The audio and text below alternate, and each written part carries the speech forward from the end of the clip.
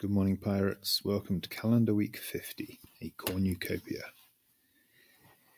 It has been a snowy sort of week at the barracks, and it might be all snowy again by next Monday when we next speak, but between now and then we have a great thaw heading our way. I thought this week we might have a look at the jars and bags and trays and tins of the stores. So let's do that. Let's just ring them out. We have tomatoes. There are fewer jars of tomatoes than there should be. This is the only thing which hasn't gone up from years before. It's a bit complicated why. Well, maybe not complicated, but the reasons are involved, let us say.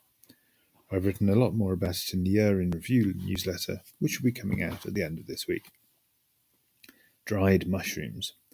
3 big jars. This year they were mostly hunted from the barracks themselves, which were exceptionally fruitful. Most mycologically motivated people around here went without this year. The forest was quite barren. I went out a dozen times and never came back with more than a handful. Mostly, though, I came back with ceps, so that's extra nice. Porcini, if you like. Beans. Last year, in winter, I didn't run out of beans, but I did have to ration myself towards the end.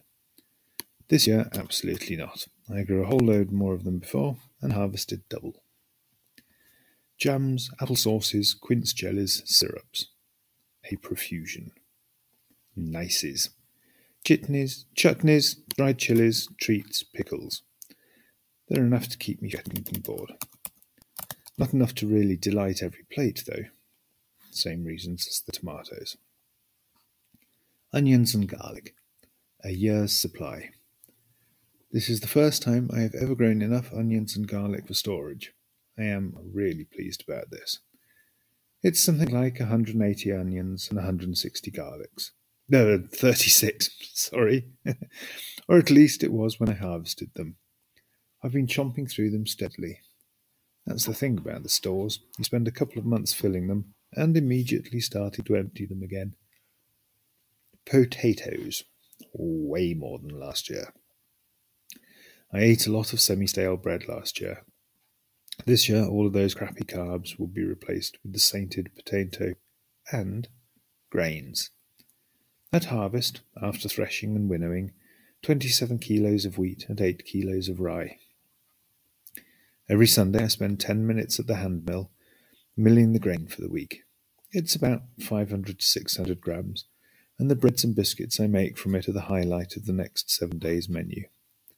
Bio-organic, hand-reared, free-range, GM-free, homegrown bread with food miles you can measure in steps. Fresh veggies. I also have a substantial pile of cabbages in the stores, but they are not photogenic. In the ground, under the snow, there are still dozens of spinach and kale plants, almost a complete double row each of both parsnips and carrots and leeks, which, unlike the root veggies, will probably not be improved by the frozen ground. Every week I go out, kick the snow off them, and grab a few handfuls of each. Gourds and squashes. I'm still eating pumpkins with almost every meal. And I'm as shocked as you are to hear that this is already calendar week 50. We've nearly made it through December. The end of the month is going to get properly cold. And then we have the solstice, and the days get longer again. And then the proper winter can start.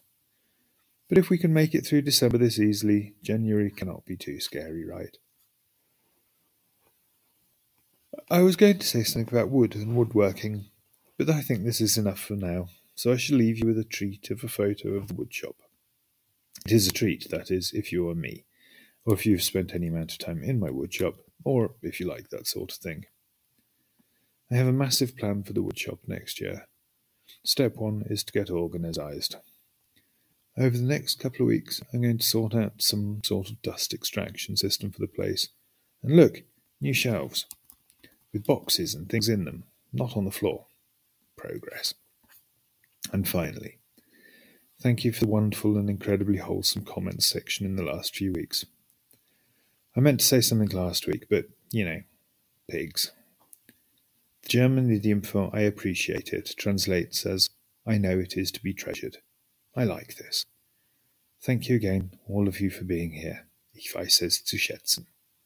Until next week, my dear pirates, much piratey love, your Pirate Ben. XO. XO.